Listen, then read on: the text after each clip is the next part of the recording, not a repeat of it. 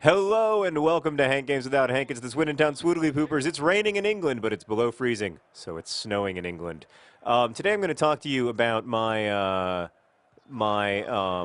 career as a novelist, or like how I came to identify myself as a writer and how I came to like start writing and stuff. Several people have asked for that, and so that's what I'm going to talk about. I am also going to talk to you a little bit about the squad. Today we have Stone Cold Steve with the C. Austin, who just was dispossessed by Queens Park Rangers, now a Premier League club, if I recall correctly. I think they just beat Chelsea because Chelsea had like 7 guys on the field. Um, so I'm going to talk to you about that, and I also we'll give you some updates on the squad, let you know how the boys are doing. Taylor Fletcher just dispossessed there, and an unnecessary slide tackle. Um, but that's going to be a penalty. That's a bad way to start the game.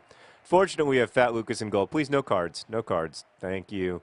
Fat Lucas, he's so big, he's so fat, he loves to make big saves like the one he's about. Yo, off the post. Just like we planned it. All right, so those of you who have been following Vlog Brothers like hardcore nerd fighters for many years, and let's face it, that's most of you, because who else would watch me play FIFA, will know that I used to write stories when I was a little kid. Like, I've always been writing stories ever since I was very little. Like, I wrote my first book. Well, I wrote many books, including It Just Isn't Fair, a story of friendship, death, and nerdiness when I was in third or fourth grade. And I always liked writing stories, but and I mean, if you'd asked me what I wanted to do when I grew up, when I was a kid, I mean, many times I would have said writer. I mean, sometimes there were other things I wanted to do, but certainly for a lot of my childhood, I wanted to be a writer, and I always thought it would be, I really romanticized what it would be like, to be a writer. And the people I always admired writers. Some of the people I admired most when I was a kid, like Gary um, Paulson and Judy Bloom, and were writers. So it was always something that I wanted to do. But and that became even more the case when I was in high school, when I really started to romanticize writers. Oh, Ball John Green trying to do it himself. He should have just passed to Stone Cold Steve with the C. Austin. Um, I mean, to be frank, it wasn't so much even about loving books or loving stories. It was about loving writing and loving the idea of being a writer. So I loved writers, in particular, who struck me as like capital W writers, like Kurt Vonnegut. Like guys who smoked cigarettes and had witty repartee and got to hang out with other cool writers. It wasn't really about books in some ways. It was about that idea of being a writer and getting to hang out with other writers and going to like the the National Book Awards and stuff. That always seemed really cool to me. So anyway, it this dream that I had was not enough founded in writing, and I think that's why I mean I think in some ways that was good for me because I worried about my writing maybe less than I otherwise would have because I was more interested in like the life of a writer than in necessarily like writing books. That was helpful in some ways, but in other ways it was kind of a disaster. So when I was in high school, I started writing pretty seriously. I started writing, lots of short stories, and some of them were good, some of them were bad. Stone Cold Steve with the C. Austin misses a clear chance at goal. I wrote a couple stories that had a little bit of potential in high school. One was very derivative of Vonnegut, but in a way that was, kind of interesting. And one was a sad story about a boy who's only read one book, and that book is the Bible, and so it had to use, nothing except for biblical language because he didn't have any other source of language in his life because of the way that he'd been raised. It wasn't well executed, but it was a somewhat interesting idea. I also had tremendous support from my teachers when I was in high school. I mean, not for me generally, but for my writing. So my teachers when I was in high school did not generally feel that I was living up to my potential because I wasn't. To be fair, should have hit the Y button there. My mistake. I apologize to my family for not hitting the Y button. Come on in, get in there. Oh, Oh, that's disappointing. Still 0-0 against QPR. So, and that's going to be halftime. So, when I got to college, oh, there was this great moment. Oh, just, Fat Lucas scared the pants off of him, causing him to miss the goal. So when I got to college, I went to Kenyon College, and I went there primarily because it had a reputation for being a really good English school and a really good school for writers, and that was that was still very much what I imagined myself doing and what I wanted to do.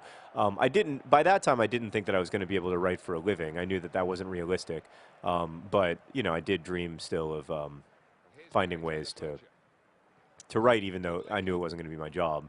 And in some ways, I have to say, I still don't think of it as my job, and I still think it's weird to think of writing as your job, because I still don't feel like get in that goal. Oh, devastation.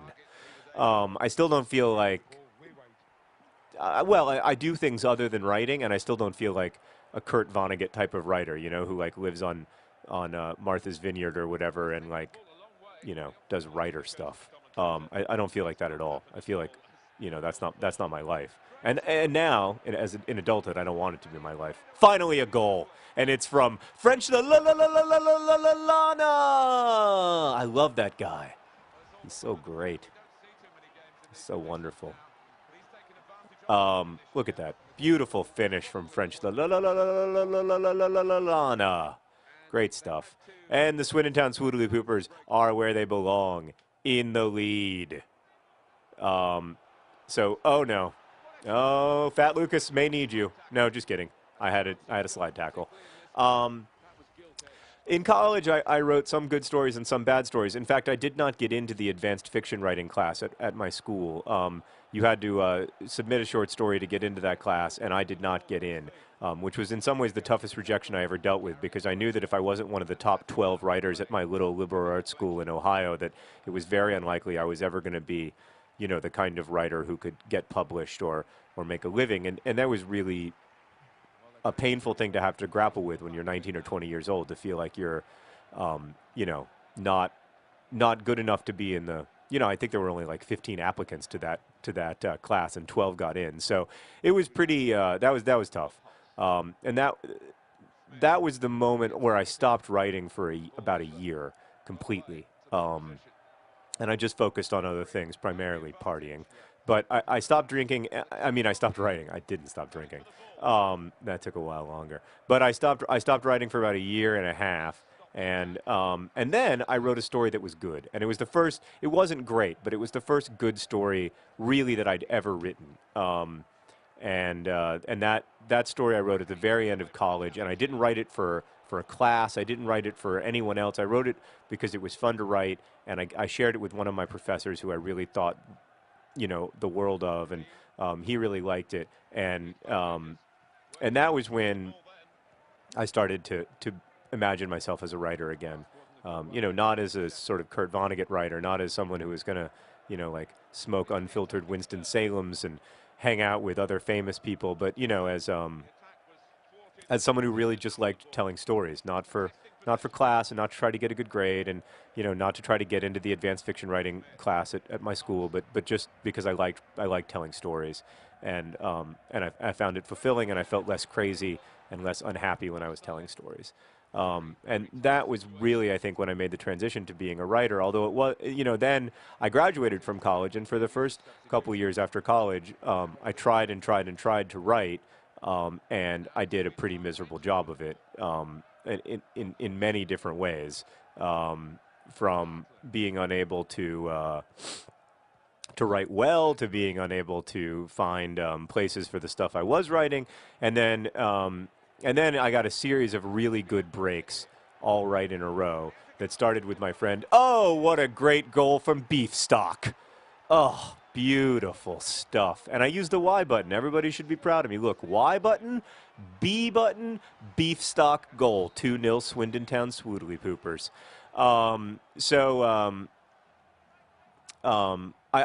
When I first graduated from college, I wrote pretty poorly for a couple of years. And I don't really know why that was. Like, I feel like I made kind of steps backwards, and I still don't have a great understanding of what happened there. But it was, It was a tough time. And then I started, and I was that whole time I was trying to write the book that became Looking for Alaska. Well, I mean, initially it was a book more like The Fault in Our Stars, and then it became a book that became Looking for Alaska. And when it finally clicked was just after September 11th, 2001. And that's when I really started to suddenly find that I was writing well. I have a good friend who's really good at golf, and he told me that when you play golf, you plateau for a long time, and then you find yourself making kind of sudden, inexplicable, and unexpected progress. And that's very much been my experience with writing. I don't know that I'm progressing anymore, although I hope I am, and I'm certainly still trying to.